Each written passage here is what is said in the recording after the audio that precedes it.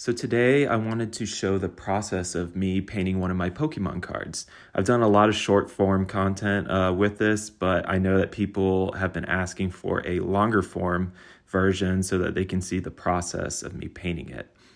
And so, in terms of the tools I'm using only two brushes of different sizes. The current one I'm using here is a more just medium-sized brush. What I like about this is that I can use it for the bigger details. So I tend to use this for rocks. I obviously use it for coloring in the rest of the scene. It allows me just to work quicker. I'll also use this for like tree trunks, bigger water movement, which we'll use here some. And for the smaller brush, I like to do the smaller details with it. So like for little leaves, essentially, that we'll be using here, as well as some splattering of the water, just so you bring some refinement to the art in order for it to match. Because the goal, at least for me when I'm doing these, is to make it look as seamless as possible from the original art to the expanded art. I really want people to have a hard time being able to see where it starts. Obviously, if you have it in person, you'll be able to tell just because of the texture of the paint and everything. But yeah, that's my goal. In terms of paint, I use basically just generic acrylic paint. I'm not using anything fancy for this. You can go to the art store and not drop like a bunch of money in order for you to be able to, paint your own cards. A general rule I tend to follow while I'm painting these cards is to keep the acrylic paint as thin as possible. So I'm trying to do thinner layers, especially if I have to add a lot of details. So for example, this water is pretty detailed. So I don't want to add too much paint from the beginning because I'm going to be adding layers of paint to the water, especially as I introduce different shades of color with the turquoise, and then there's actually a good bit of green in this water. So I'll be layering different shades of green on top of this paint. So I want to keep it relatively thin. It doesn't need to be too thin. I will say on this card, I did go a little heavier than I tend to do, mainly because I felt pretty confident with this card. If I'm not feeling as confident, it's better just to paint thinner because more than likely I will make mistakes, especially if it's not planned out, I'm just going with the flow. I will go thinner. So it just kind of depends on how you want to plan it out. If you have the exact design in mind, you can go thicker. Thinner just gives you more room if you need to make edits and paint over, something that you messed up or whatever. It's just good to paint thin. So as I'm making progress with this, I'm just filling in the colors. So I'm kind of blocking it out. You can see I painted some rocks here and there. These aren't 100% set in stone. I think I might adjust it. It helps me just kind of visualize and also kind of establish some angles, which is helpful because in general with the brush strokes, especially if you are selling a card and you're sending this out to somebody, you want the brush strokes when a person's looking at it to match the movement of the scene. And as you can see, the water is going up to the right corner. So it's flowing. Basically the path of the art is going from the bottom left to the top right. So you want to try to make sure that you're maintaining perspective. And in order to do that, a small way of doing that is to make sure that the brush direction that people see is flowing with the water. And so that's what I do here. It helps establish just accurate perspective and things like that. In terms of like the top right side, I do have to layer a good bit of white paint here. And I work in some blues, and later I'll work in some yellows, like a really, really light yellow, because there are hints of yellow throughout this Pokemon art, even in the highlights. And that will be seen even in the froth from the water as it's flowing. There are touches of yellow. And that's a good way to get very good color matching is you pay attention to even the subtle colors that are in the highlights, because you can just go straight white, but in the end, once you look at the end result, you'll notice that something's not matching. So that's how I always notice with good card art, is when they're picking up on those small little colors. And it's very important in this card with the sky and things like that to do that. Because if I stuck with these blues up at the top right, then it wouldn't match. Even if I got it really bright blue or something like that, there is some very warm colors intertwined in it. So yeah, I'll be working that in throughout. And when painting Pokemon cards, something to note is that they tend to work with desaturated colors. I have noticed in most of the cards that I've worked with, the colors tend to be desaturated. So for me, I tend to like to have a gray paint on me if possible. If I run out of gray paint, you can always use the white and black to do it. Obviously, you got to just be really light with the black, just because colors on Pokemon cards tend to be a little brighter. They don't tend to go like crazy dark. Even the dark colors tend to have kind of a lightness to it. So you're never really going fully black when painting Pokemon cards. That's just how the art style has always been. So I tend to like to have a medium tone gray paint on me that I can mix with the colors in order just to work faster. It's more of an efficiency thing because it just lets me move quicker rather than trying to figure out the ratio of black paint with the white paint with the color. It just adds time, and I think it's worth just paying the little extra money to acquire some gray paint. And so, yeah, I begin to work in some additional colors. I work in some greens that you can see here with some light turquoises. The water is very beautiful in this scene with the depth of color and boldness. And an issue I start to notice here, because I started going too light too early, until I realized, as you can see on the right side of the Magikarp, there's dark greens. And so I go to work in some more dark greens a little later on because obviously it's not matching. So this is where I start to figure out the colors a little bit more. You get a little bit more refinement. And that's where you just got to practice the color mixing. And if you start painting Pokemon cards more and more, something you're going to get really good at, and it's a valuable skill, especially as a painter. Like if you do any kind of paintings outside of this, learning how colors interact with each other and how they mix will save you a lot of time, because you'll eventually be able to look at a color and be able to match it in terms of the brightness or the darkness, the hue, the tint. Like it, one of the things I've noticed my skills increasing greatly on is color matching. And it's a very valuable skill to know that will carry over to any other kind of art form that you do in terms of physical art and painting. And so, yeah, now what I do is I work in this light blue, and this is setting the foundation for the kind of foam from the water and the bubbles. And it's always good to kind of work with a nice base coat. You don't go straight to white.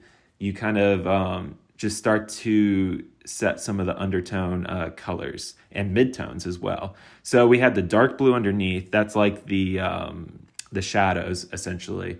Then I work in the midtone blue.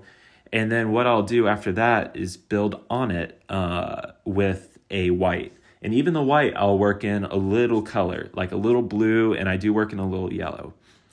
And as you can see here, I start to work in the greens, the dark greens. And I had a little hard time here. I kind of got a little heavy-handed with the brush strokes, and I needed to do some better blending with working in the greens. But it was essential to work in the greens on this. There needed to be some darkness and some contrast to the art, because even if I left this green out and I worked in the white, it wouldn't have the pop that it needed to. It definitely needs some shadows. So this was a little bit of a mess up on my end, but I got it correct. What I did with this is I got a small amount of water. You don't want to use too much water because then it can kind of destroy the integrity of the paint. So I worked in a little bit, I wet my brush a little, and I began to do some blending and kind of just thinning out that green layer while it was wet in order to blend in with the turquoise background. And it ended up looking super effective. I'm glad I did this because it not only matched the art, it also just brought in some contrast to the overall scene, because the original art has like really good contrast. That's what I like about it. So I want to make sure that I'm working in the shadows properly in the scene. And as I'm painting this, I start to get like kind of an idea of what I want to do compositionally in terms of like the rocks and the trees and things like that. And so I plan to add some trees in the left side, the right side, and obviously filling in at the top. I also am going to work some lighter trees up in the top right corner in order just to add that little bright yellow color and fill it out, just so it doesn't feel like fully whited out, essentially, in the top right corner and like half thought out. So the colors are starting to get way more accurate. Now that I got this like foresty turquoise green, essentially, I can now start to build upon the water by working in the highlights and brighter colors. So this is when I start working in the white. The thing is, like, while I'm painting this, I know that I'm going to have to add multiple coats of white. I mean, that's just going to be a given, especially when you're putting a lighter color on top of a darker color. So I know that I'm going to add a good bit of layers to it, which also drives home the importance of painting thin. Because if I painted too thickly on the base water with like the greens and the turquoise, it could start to get messy as I'm applying a bunch of layers to the foam. On the other hand, though, it can add a lot of texture and look really cool as well, because usually when splashing water, there's a lot of texture to it. There's a lot of chaos going on. So in this case, it can work because it's kind of can add some dimension. I don't even know if that's a word. Dimensionality.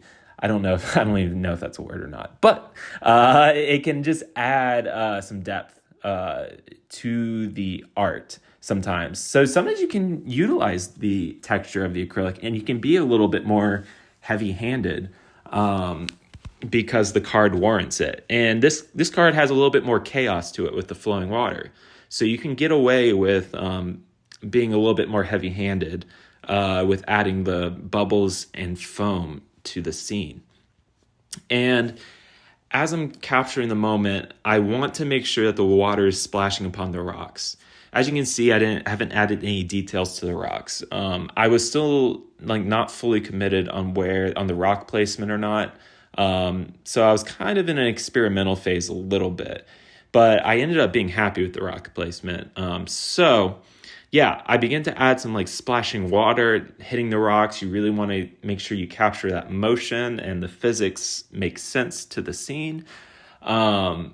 And it was also critical just to make sure that you maintained a good flowing water perspective, which I would make mistakes here and there on this card, but I would fix it. Fortunately, that can be an easy fix where either you can wet your brush and blend it in and get rid of like a straight line that's maybe not perspectively right, and then make the adjustments.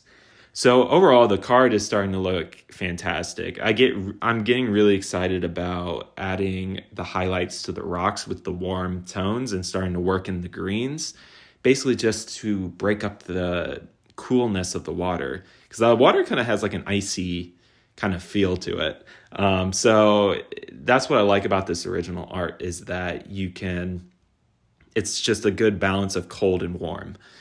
And basically, I will continue to add some of this white froth texture to the scene, just to constantly convey motion to the water. And I'll add some straight lines that kind of lead to the Magikarp, essentially, because Magikarp is the focal point. So you want to make sure the eye is going to the character and really highlighting it in the best way. And yeah, so I'm using a small detailed brush. The reason for this is so that I can work in some small splashes, some points where the water's colliding with the rocks.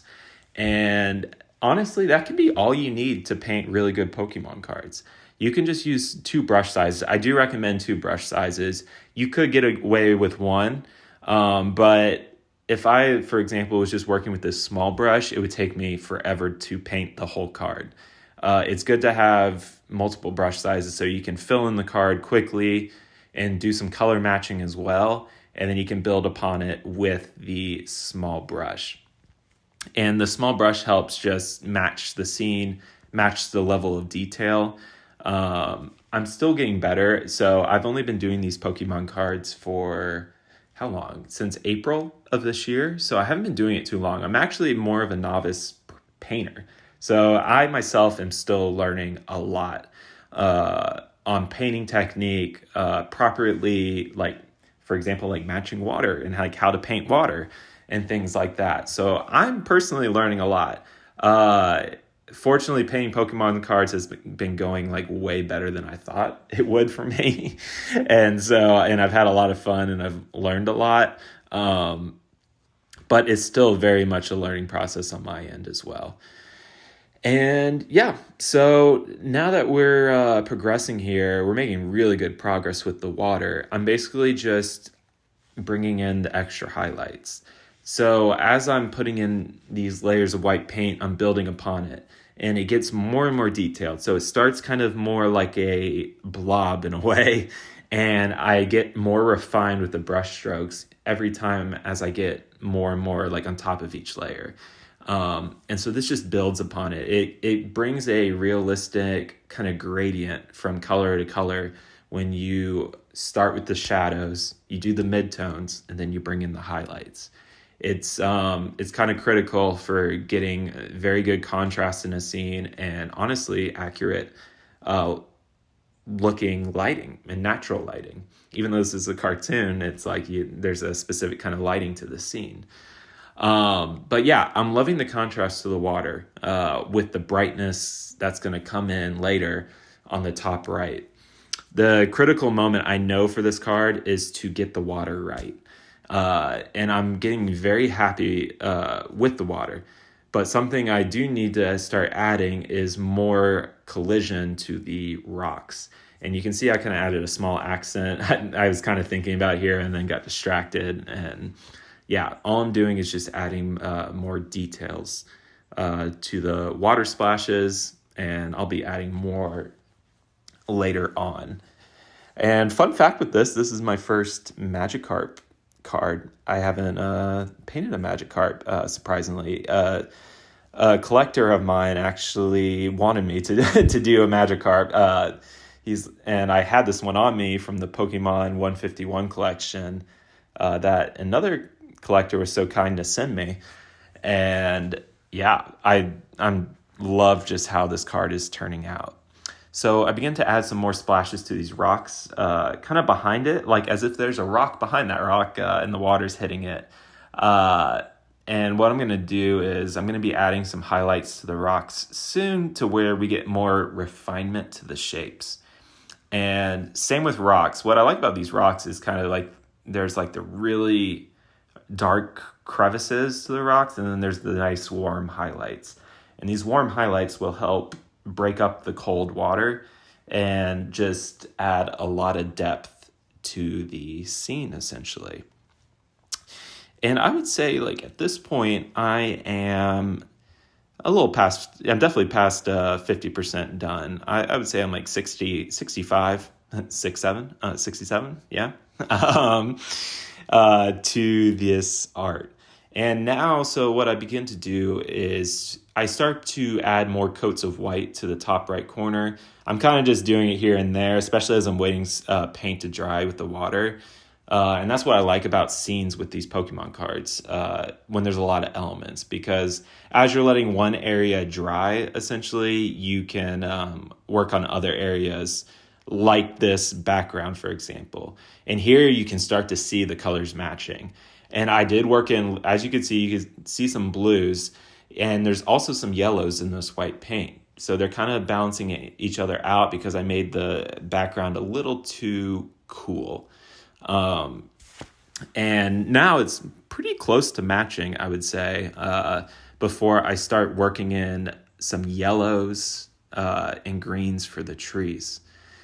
And so, yeah, I begin to add more white to the water. As you can see, like, I think this is like, I don't even know how many coats of white paint being layered upon each other. Probably like, I don't know, 7 or 8 different coats of white paint being added. And I'll also add some just flowing water texture that you can kind of see on the top ripple. I'll start to work it in more on the bottom as well. And as I'm making progress with this card, I'm starting to plan out and think about how I'm going to add the trees and highlights and thinking through what colors I need to mix. And so what I noticed with the rock highlights is that there are obviously warm hues, but very desaturated. And how I see it is I can mix some black, obviously with some white, create a gray, and with that, the hue of the rocks it's definitely needs yellow. There's not too much orange or anything, so I mix I would say ratio wise, it's still mostly gray.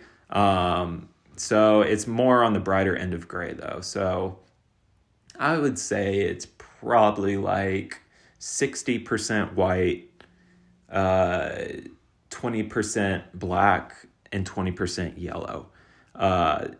And what this will do, it'll match with these rocks in the scene. And again, like, this is a skill that you're going to develop. As you're painting more Pokemon cards, you'll be able to look at colors and be able to break it down in your mind. And obviously at the beginning, there'll be a lot of experimenting and there'll be a lot of frustrations, just how learning anything new is, and probably a good bit of wasted paint. But as you get better, not only will you work more efficiently, you'll also you'll save money on paint because you'll be wasting less. You'll be able to also work with fewer colors because you could also learn how to interact blues, reds, yellows, and whites to where you're in black. So you're working with like 5 colors you could to match all the colors in here, because that's like the basis for all these colors. But yeah, now I'm starting to love the texture and the detail being added to the scene. You're starting to get this like splashing aggressive water, and then you have some of these leading lines coming from the froth, almost connecting to the other line of froth.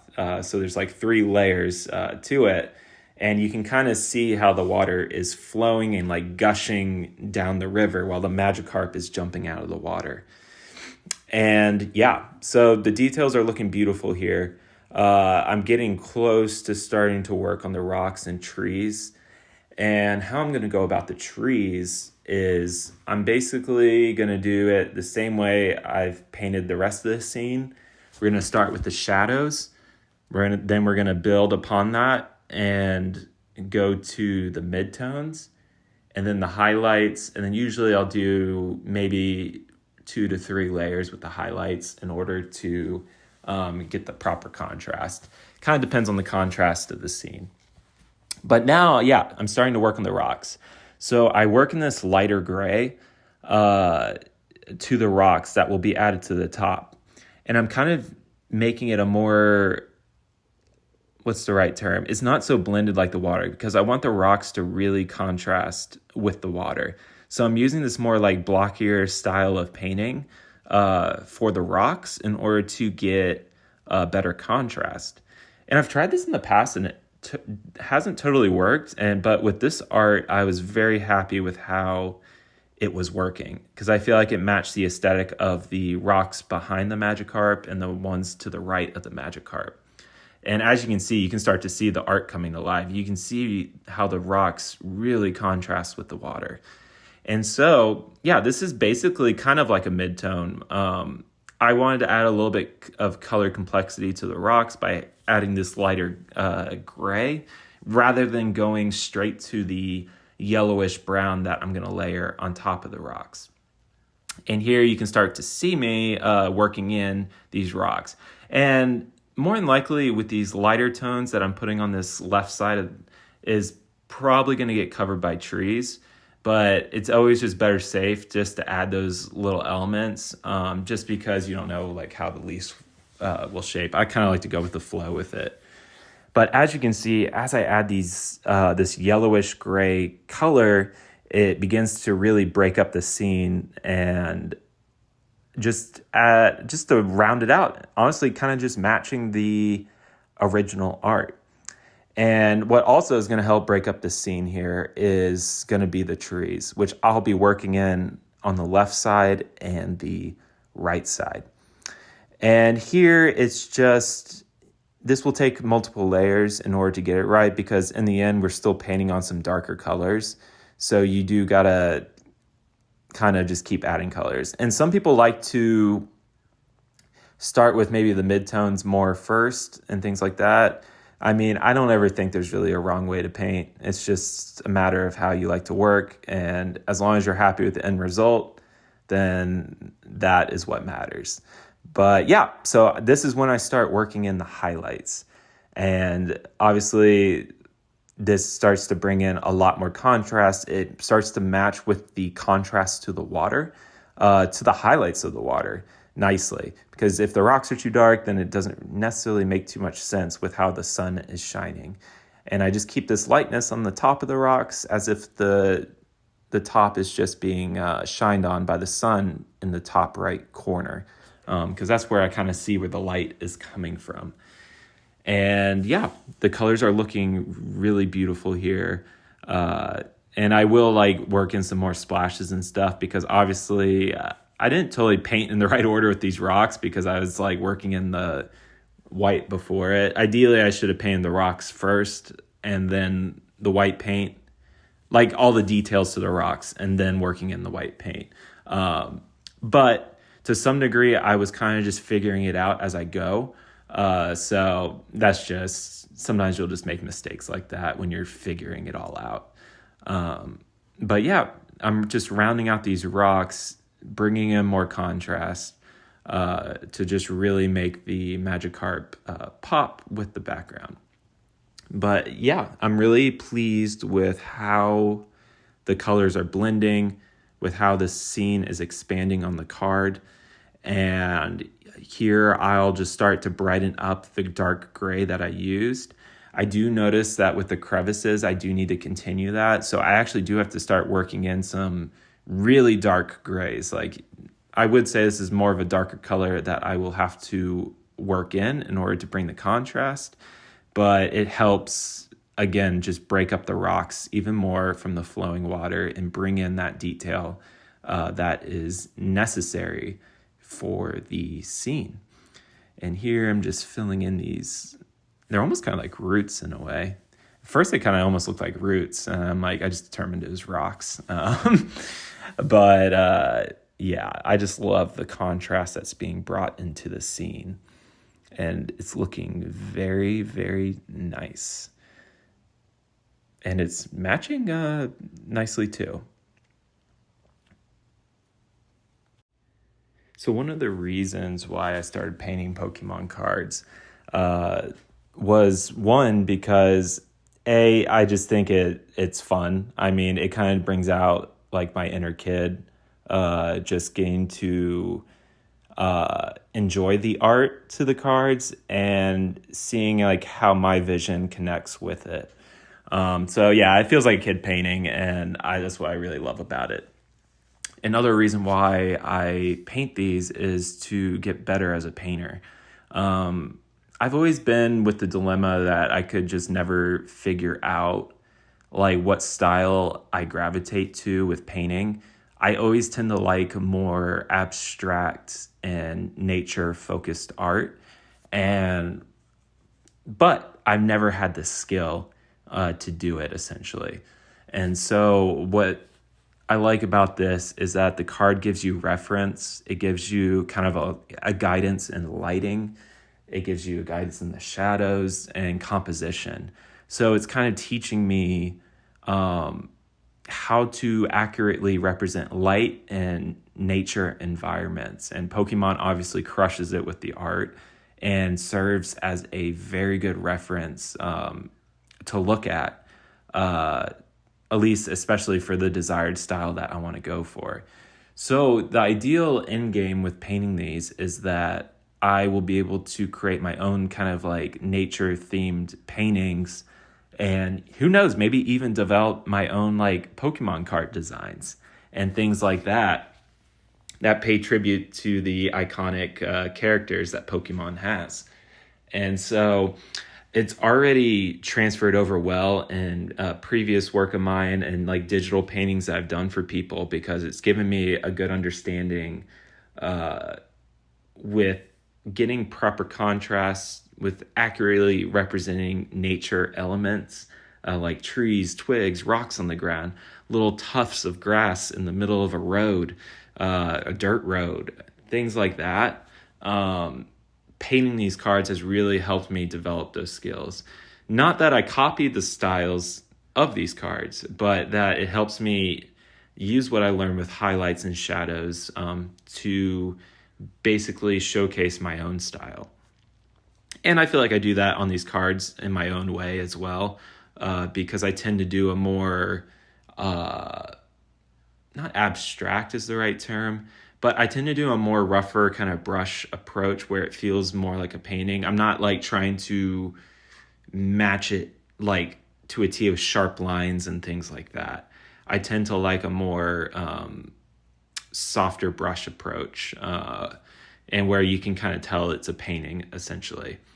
And so here, again, I'm just working in some midtones to the greens. I'm going to start working in some of the shrubs, which I've already added some to the edges of this card. And there you can start to see like how there's some good contrast to the scene. And especially as we work in the yellows, there will be a good contrast in color. Because like if, let's say I just add these midtones and leave it at that, I personally feel like it would match too much with the water to where it feels like too cool, it's too matching, and there's not enough contrast. So here I'm just expanding the midtones. And that's what I like about the white too, is that it helps like highlight the edges as you add like the first coat essentially. But yeah, again, I hope to be able to start doing like bigger canvas paintings to where I can confidently paint nature scenes essentially, and just bring my visions to life, because I also do surf photography. Usually it's where I find all my inspiration. And so, yeah, this is a really fun way to go about it. And I'm really pumped on how people have been enjoying it. So yeah, I'm continuing to add some of the midtones. I'm going to start working a little highlights here and there to the card to start rounding it out. And I'm honestly getting pretty close to finishing the card. Really, it's just doing the leaves. And I would say like trees and bushes and things like that, I tend to have an easier time painting.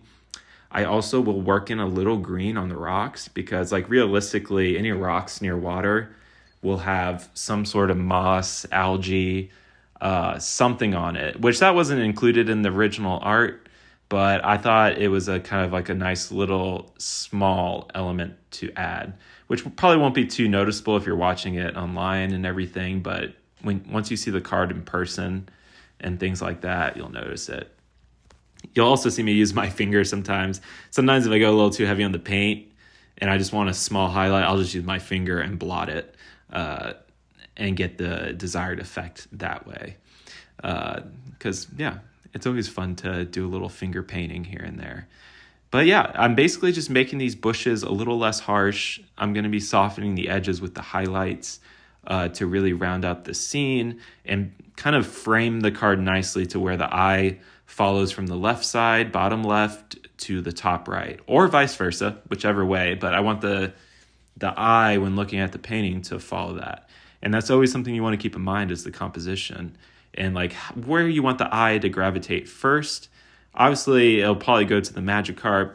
So you really just want to make sure all the details around it are really matching and highlighting. And then the eye will travel to the rest of the card. And yeah, and I'll start to work in some of the yellows and the greens. Here, I'm kind of working in like these really light shadows. Obviously, it has to be light since it's basically just like highlights in the background and very highlighted trees, essentially. So I'm just working in some greens. I plan on painting over this with some more yellow. It's just basically figuring out the framing with the card and the backdrop.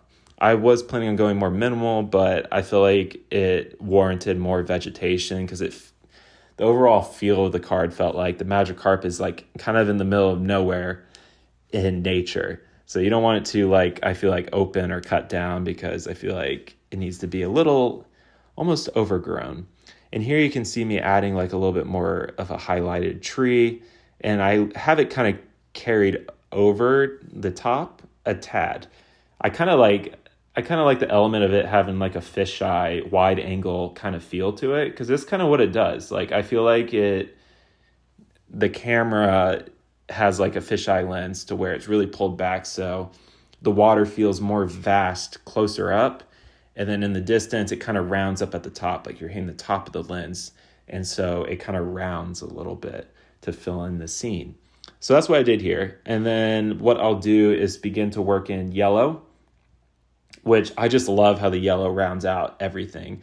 I'll work this in on all the tree elements, and it really just makes it pop in the end against the yellowish highlighted sky. I did with the highlighted sky up at the top, I did end up working in more yellow in order for it to properly contrast. So I start to wrap up this card. All I'm doing is just working in some small details here and there, and seeing where it can blend in better, and just have the just end proper composition. I continue the yellows on in the trees, just to make it a little bit softer and more like just well lit of a scene. Because you obviously don't want to go too contrast because overall it's a pretty bright scene. It's pretty vibrant. It's pretty just action packed with how the water's flowing. So yeah, I'm using the yellow to soften it up a little bit with the bushes, just because the rocks are already kind of more harsh and flowing. And so yeah, I just work in these yellows along the corners and things like that. And I'm just loving how this card is turning out. Honestly, it's probably one of my favorites. It's really a beautiful card, and I look forward to it going into a collector's hand. And yeah, something I do also at the very end of painting all these is that I will seal them with a spray. It's like just a standard art spray that you can get at any craft store. That will seal the acrylic paint and protect it from sunlight and things like that. I recommend that with any painting that you do, just especially if it's going out to a collector or anything, because you want the art to stay protected over time for people who are investing in your art. And also, I extend the fins a little bit. Some of the Magikarp's fins were coming off frame, so I did have to add that. But yeah, here is the end result. Be sure to like and subscribe, and don't forget to comment which Pokemon card you want to see done next.